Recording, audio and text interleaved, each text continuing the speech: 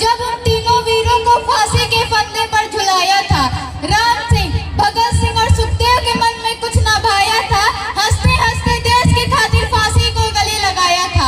आदरणीय प्रधानाचार्य, प्रबंधक, शिक्षक और शिक्षिकागण एवं आए हुए मुख्य अतिथि को मेरा नमस्कार। आज 15 अगस्त के इस पावन अवसर पे मैं कुछ अपनी मौलिकता को आप सभी के सामने प्रस्तुत करने जा रही हूँ। कृपया इसमें कोई किसी तरह की त्रुटियां हो मुझे क्षमा करें। मैं नहीं मानती कि राष्ट्रगान के 52 सेकंड खड़े होकर गाना और वंदे मातरम, भारत माता के जय की जोरों शोरों से नारे लगाना ही देशभक्ति है, क्योंकि ये वो सदी है जहाँ नीति, नियम, नैतिकता जैसे मूल्यों के धज्जियां उड़ाते लोग नजर आते हैं। ये वो सदी है जहाँ सत्य, अहिंसा, सदाचार, सादगी जैसे मूल्य कोड़ियों के भाव बेचते लोग नजर आते हैं। और महोदय, ये वो सदी है जहाँ एक घर में दो सगे भाई बड़ी मुश्किल के साथ चैन, अमन और शांति से जीते नजर आते हैं। और इस देश के युवा फेसबुक, इंस्टाग्राम, व्हाट्सएप जैसे नेटवर्किंग साइट पर सेटिंग, डेटिंग, चैटिंग और डेटिंग जैसे माया जाल में फंसे नजर आते हैं। अरे तकलीफ तो तब होती है जब इस देश के नौजवान युवा जिनके कंधों पे जिम्मेदारी है राष्ट्र निर्माण की, वही युवा पबजी गेम में डूबा और शराब की लत में भीगा नजर आता है। तो मैं इन युवाओं को कहना चाहूंगी कि ये महलों की दुनिया में सोने वाले लोग, कभी वक्त है तुम जाग जाओ। कहीं ये तुम्हारी नींद कोई श्रेष्ठ कोई ना ले डूबे। इस मुल्क को खतरा ना हिंदुओं से ना मुसलमानों से है। अजी, इस मुल्क को खतरा ना हिंदुओं से ना मुसलमानों से है। इस मुल्क को तकलीफ तो सिर्फ बेईमानों और गद्दारों से है। एक सैनिक बनकर सेना में जाना ही देशभक्ति नहीं होता। क्योंकि आजादी के पहले बात कुछ और थी और आजादी के अब बात कुछ और है। पहले झांसी की रानी लक्ष्मीबाई से लेकर शहीद अमर भगत सिंह तक, चंद्रशेखर आजाद से लेकर महात्मा गांधी तक, इन्हें हम देशभक्त कहते हैं। और अब तो हमारा तिरंगा झंडा ही पूछने लगा है कि क्या बात है भारत, आजकल मैं फहराने से ज्यादा कफन में दफनाने के काम आ रहा हूँ।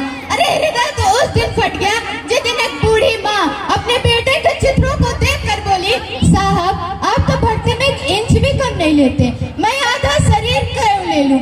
आज इन मानव अधिकारियों के कारण आतंकवादियों के बगले की नागफनी हंसती है और हमारे शहीद हुए जवान की आंगन की तुलसी रोती है। और एक विधवा की वेदना चीख चीख कर ये कहती है कि प्यार भी भरपूर गया, मांग का सिंदूर गया, प्यार भी भरपूर गया, मांग का सिंदूर गया। नन्हे नानियालों की लंगोटियां चली गई, छोटी छोटी बेटियों की चोटियां चली गई, बाप की कमाई गई, भाई की पढ़ाई गई। अरे कैसा विस्फोट हुआ जिसमें पूरी जिस्म की कड़ी कोटियां चली गई। परंतु आज मैं देशभक्त कहूँ तो किसे कहूँ? अपने परिवार, समाज, राष्ट्र भक्त का समर्पण का भाव है देशभक्ति। हत्याद्रोही की जिंदगी में आने वाला तूफान है देशभक्ति। एक पत्रकार अपनी पत्रकारी पूरी ईमानदारी से करे तो वो है देशभक्ति। और एक शिक्षक पैसों के लिए नहीं बल्कि विद्यार्थियों के आगे बढ़ाने के उद्देश्य से पढ़ाए तो वो है देशभक्ति। और एक युवा इस वतन के खातिर दूसरे को मारने के लिए नहीं, पहले खुद मरने के लिए तैयार हो तो वो है देशभक्ति। तो मैं इन देशद्रोहियों पे कुछ पंक्तियां कहना चाहूंगी कि ये हवा में जहर घोरने वालों, फिजाएं हमारे इशारे से बदलती हैं। ये हवा में जहर घोरने वालों, फिजाएं हमारे इशारे से बदलती हैं। तुम क्या तकदीर बदलोगे हमारे हिंदुस्तान की? हम शहरों के जिगर में सिर्फ माँ भारत ही बसती है, सिर्फ माँ भारत ही बसती है। और आज मैं बात महिलाओं की करूं तो महिलाओं को आरक्षित करने की नहीं बल्कि संरक्षित करने की जरूरत है। क्योंकि आज महिला प्रहत्या, बाल विवाह, दहेज प्रथा, यौन शोषण, बलात्कार जैसे बातें बढ़ती नजर आती हैं। तो आज महिला शक्ति पे कुछ पंक्तियां कहना चाहूंगी कि इस वतन के रक्षा का हम लड़कियों को भी हक है, इस वतन के रक्षा का हम लड़कियों के भी हक है। और इतिहास की किताबें उठाकर देखो जिसको हमारी काबिलियत पे शक है। किसी के लिए खुशियां लेकर आई हूँ तो किसी के लिए काली परछाई हूँ। मैं भी इस वतन की रक्षा की खातिर कंधे से कंधे मिलाने आई हूँ, कंधे से कंधे मिलाने बचाने आई और भारत माँ की बेटी हूँ और भारत माँ की बेटी हूँ। तैयार हूँ सड़क पर जाकर गोली खाने को। एक माँ बनकर हर दर्द को छिपाना आता है, एक बहन बेटी या पत्नी बनकर हर गम को छिपाना आता है। और रसोई में सिर्फ बेलन ही नहीं साहब, इस वतन के रक्षा के खातिर मुझे हथियार उठाना भी आता है। और भूल न करना पापा की परी समझने का, और भूल न करना पापा की परी समझने का। मैं रानी लक्ष्मीबाई हूँ, मैं रानी लक्ष्मीबाई हूँ। और अगर बात मैं आज राजनीति की करूं तो मुझे राजनीति से कोई परहेज नहीं है, वरन परहेज राजनीति के राज करने की नीति से है, राज करने की नीति से है।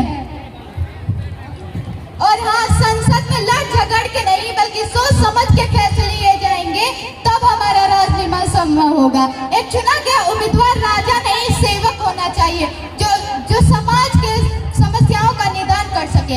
हमारा राष्ट्रीय तब संभव होगा जब हमारे देश में महिलाओं की पूजा नहीं उनकी इज्जत की जाएगी। हमारा राष्ट्रीय तब संभव होगा जब एक गरीब बच्चा मध्यान्तर भोजन के लिए नहीं बल्कि ज्ञान अर्जन के लिए सरकारी स्कूल के चौखट पे कदम रखेगा, तब हमारा राष्ट्र निर्माण संभव होगा। हमारा राष्ट्र निर्माण तब संभव होगा जब एक गरीब की झोपड़ी को बदल के उसका अपना घर होगा। और हमारा राष्ट्र निर्माण तब संभव होगा जब हमें बाबा आइंस्टाइन के साथ साथ स्वामी विवेकानंद, भगत सिंह के जीवन गाथाओं को भी पढ़ाया जाएगा।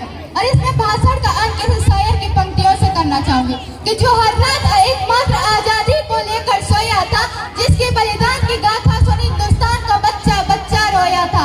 खिलौनों से खेलने की उम्र में जिसने छिप छिप कर बंदूकें खेतों में बोई थी, माँ का आंसू या पिता का हुक्म जो अपने मंजिल से विचलित कभी ना हुआ था। Very good, excellent.